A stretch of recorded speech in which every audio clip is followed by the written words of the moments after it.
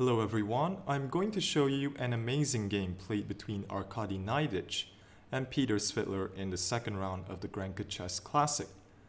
In this game, Naiditsch had white and Svidler had black pieces, and without further ado, let's jump into this game.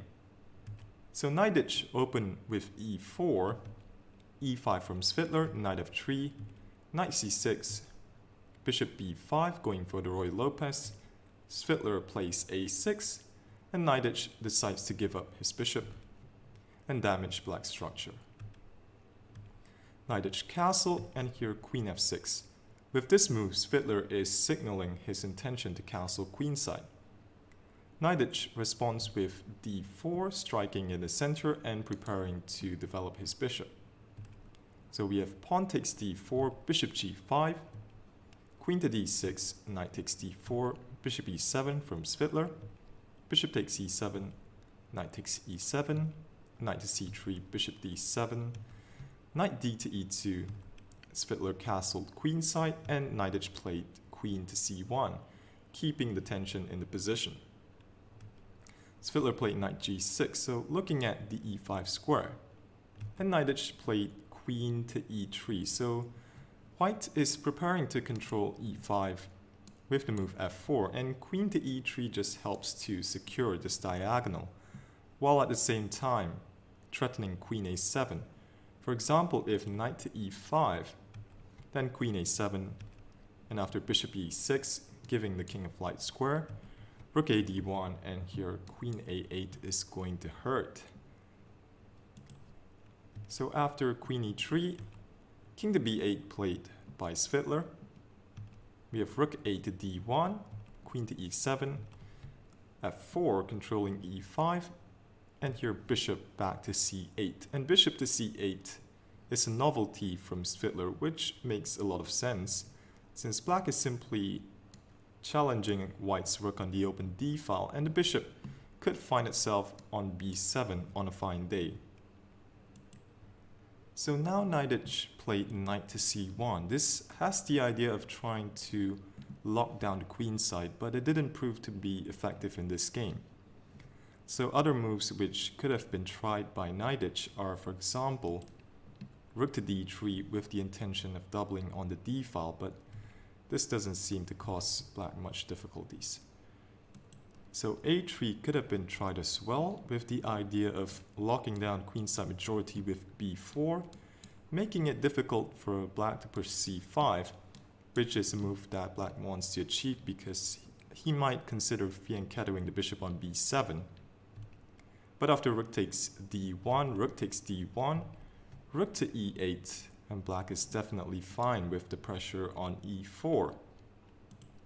So white can get in b4, but here white is kind of tied down because this knight has to keep an eye on e4 and the queen has to keep an eye on c5 to prevent black from breaking out.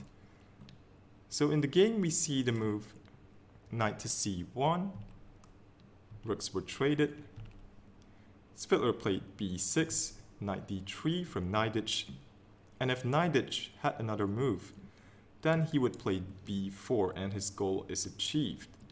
But Svidler stops this with the move a5. Rook to e1, bishop to a6 from Svidler, Naiditsch plays knight to f2. So avoiding the exchange after something like a3, bishop takes d3, bishop takes d3, and after c5, black is extremely solid because of his grip on the d4 square, and white's slightly weakened backward pawn. But white is actually still fine here, it's just that black will probably not face much difficulties in this position. So Naiditsch played knight f2, we have rook to e8 from Svidler, a3, f6 from Svidler. So white was never planning on pushing e5 in this position, but Svidler is just taking away that possibility and permanently fixing white's pawn on e4. Svidler proceeds to play some brilliant chess, so here Naiditsch plays knight to e2 With the queen side under control by black, Naiditsch tries to generate some play with his knight. Bishop b7, so e4 is the target. Knight g3 and c5. So a lot of pressure on e4, and this gives black the advantage. Naiditsch plays knight f5, queen f7, simply sidestepping, and the knight on f5 will eventually have to fall back. Rook d1 from Naiditsch, knight to f8. So this frees up g6 and also plans a brilliant idea which you will eventually see in this game. c3 from Naiditsch, so trying to get some counterplay with the move b4. But here Svidler plays a4, so effectively locking down queenside pawns and creating another potential weakness on b2. h3 from Naiditsch, knight e6, so there's no rush to kick away the knight with g6. Here Naiditsch voluntarily drops his knight back, and bishop to c6, another brilliant maneuver by Svidler. And now black's plan is clear. He has just freed up b7 for the maneuver knight d8, knight b7, followed by knight d6, which would put pressure on the e4 pawn. Rook d2, Naiditsch is completely helpless against this idea. Knight d8, queen to d3, knight b7, king h2, and now knight to d6. So rook to d1 played. Rook e2 is met with bishop b5. So we have rook to d1. And now h5, threatening to remove a defender of e4.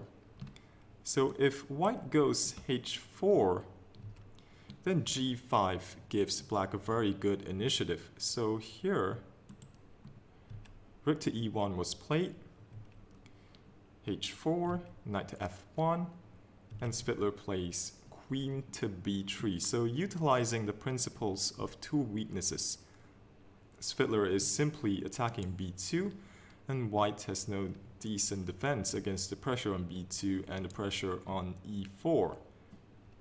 So Naiditsch in the game played e5, that was taken. Queen takes b2. This knight is also under attack. So rook to e2 from Naiditsch, and queen to b5, saving the knight and winning the game. If queen takes a3, then this knight is captured.